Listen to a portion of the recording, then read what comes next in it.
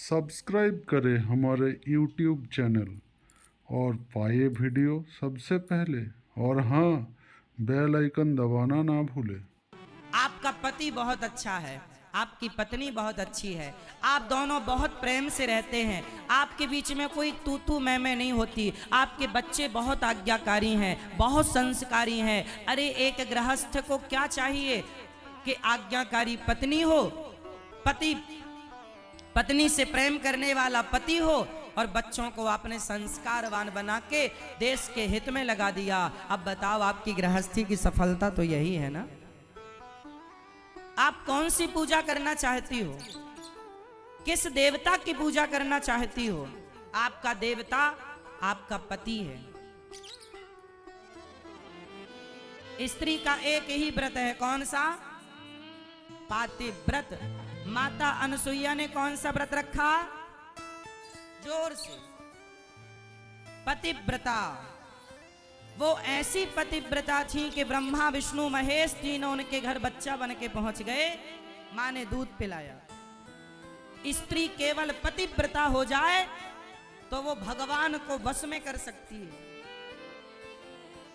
माता पार्वती पतिव्रता है, माता सरस्वती और माता लक्ष्मी पतिव्रता है। आप भी पतिव्रता हो जाओ, आपको कोई व्रत करने की जरूरत नहीं। अच्छा, पतिव्रता स्त्री किसे कहते हैं, क्या लक्षण है? मैया बताएंगी, चश्मा वाली मैया। जो स्त्री अपने पति के सिवा पराये पुरुष को कभी स्वप्न में भी ना देखे, वो नारी पतिव्रता है।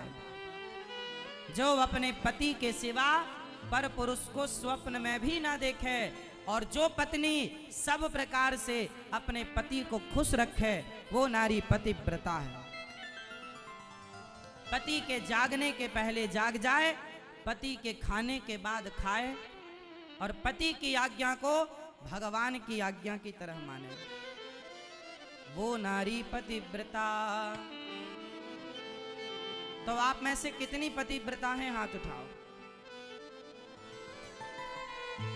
पति कौन?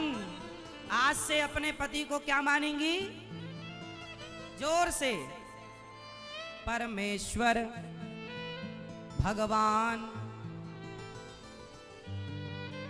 पति ही ब्रह्मा, पति ही विष्णु, पति नरवदाधार। जिस नारी ने पति को पाया, उसकी नैया पार। सोना पति बिना संसार।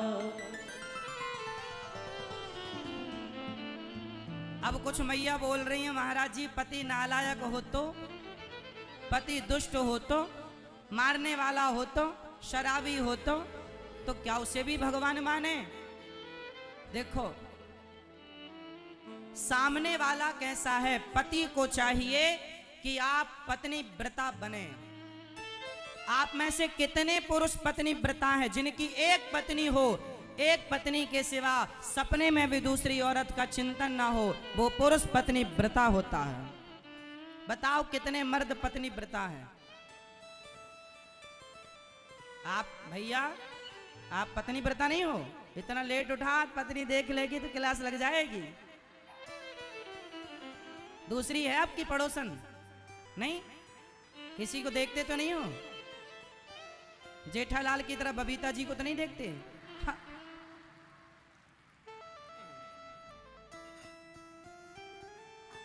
पुरुष को चाहिए कि वो पत्नी व्रता बने, और नारी को चाहिए वो पतिव्रता बने। और दोनों, हमारे यहाँ पुरुष को कहते हैं नारायण और स्त्री को कहते हैं लक्ष्मी। आप सही राह पर चलो तो आप ही लक्ष्मी नारायण हैं। पति परमेश्वर है और पत्नी देवी है, लक्ष्मी है। आज मैं आपको एक मंत्र दूंगा, जिस मंत्र को आप फॉलो करेंगे तो आपकी कभी लड़ाई नहीं होगी पति पत्नी की। कौन कौन चाहता है वो मंत्र लेना? एक उंगली उठाओ सब लोग।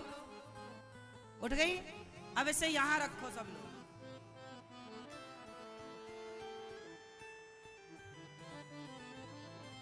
आज के बाद आपकी पत्नी कुछ बोले तो आप ये मंत्र का प्रयोग करेंगे, और आपका पति कुछ बोले ये मंत्र साइलेंट मोड पर। आपका पति कुछ भी बोले आप जवाब ही मत दो गुस्से में। आपकी पत्नी कुछ बोले जवाब ही मत दो गुस्से में। उस समय चुप रह लो। गुस्सा 4 मिनट का होता है, लेकिन वो 4 मिनट की तबाही ऐसे मचाता है, सालों साल के रिश्ते बिगाड़ देता है। चुप रहना, मौन रहो तो ही अच्छा है, कम से कम विष मत घोलो। बोलो यदि पहले तुम तौलो, फिर मुख को खोला करना। पुष्प नहीं बन सकते हो तो कांटे बनकर मत रहना।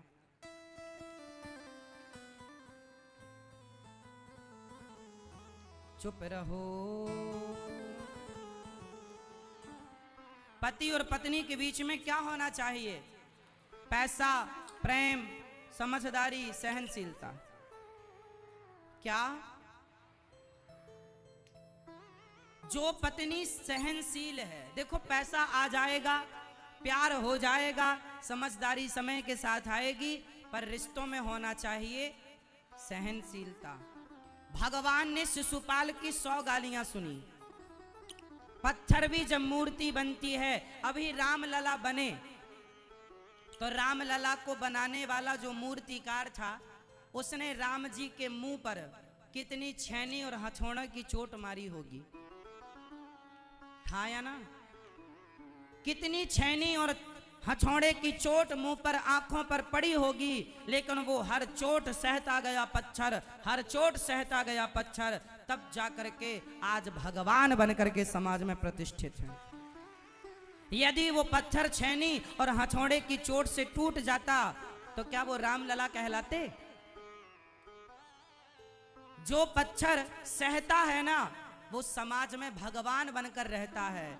जो व्यक्ति सहेगा वो समाज में प्रतिष्ठित होकर के रहेगा, चाहे वो पत्नी हो या पति हो। हर दुख, हर दर्द, हर पीड़ा, हर अपमान सहना पड़ता है। शंकर जी ने जहर पिया, समाज के कड़वे जहर को पीना पड़ता है, रिश्तों को बचाना पड़ता है, तब जाकर गृहस्थी चलती है। जरा जरा सी बात में गुस्सा करना, जरा जरा सी बात में रूठ कर चले जाना, ये रिश्तों की समझदारी नहीं है। रिश्ते उन्हीं के रहेंगे जो समझदार। और समझदारी का परिचय कौन देगा?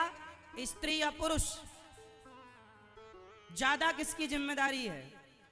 दोनों की जिम्मेदारी है, पर ज्यादा स्त्रियों की जिम्मेदारी है, ज्यादा पुरुषों की जिम्मेदारी है कि आप दोनों अपने रिश्तों को बचाए रखें। और बचाने के लिए सबसे बढ़िया ऑप्शन है चुप रहना। वहां मत बोलिए जहां बोलने की जरूरत नहीं है, पर वहां जरूर बोलिए जहां बोलने की जरूरत है। कब बोलना है? ठंडे दिमाग से, अच्छे से संभाल कर बोलना। शब्दों को संभाल कर बोला जाता है। शब्दों में बड़ी जान होती है मेरी माँ, इन्हीं से आरती, अरदास और अजान होती है। यही समुंदर के वो मोती हैं जिससे इंसानों की इंसानों को पहचान होती है। शब्दों में बड़ी, ये शब्दों से ही रिश्ते बनते हैं और शब्दों से ही रिश्ते बिगड़ते हैं। शब्दों को संभालिएगा, कुछ भी मत बोलिएगा, कुछ भी मत बोलिएगा, टूट जाएंगे रिश्ते। पति पत्नी को बहुत समझदारी का परिचय देना चाहिए और रिश्तों में सहनशीलता होनी चाहिए। अपनी बेटियों को समझाओ कि बेटा सहनशील बनो। आज लड़की बोलती है मैं क्यों सुनूं, मैं क्यों सहूं, ऐसी अकड़ नहीं चलती रिश्तों में। आजकल की माँ अपनी बेटी को सही संस्कार नहीं देती, इसलिए आज सबसे ज्यादा तलाक होते हैं। आज भारत में जितने भी तलाक होते हैं, उस तलाक में सबसे बड़ी गलती किसकी होती है? चलो बताओ, तलाकों में सबसे ज्यादा गलती किसकी होती है? किसकी माँ? लड़के की माँ के लड़के की माँ? लड़के की माँ या लड़की की माँ? जोर से। लड़के की माँ, लड़की की माँ। हाँ, तो आप लोग शादी के बाद अपनी माँ से ज्यादा टच में ना रहना। शादी हो, माँ को टाटा बाय बाय कह के निकलो।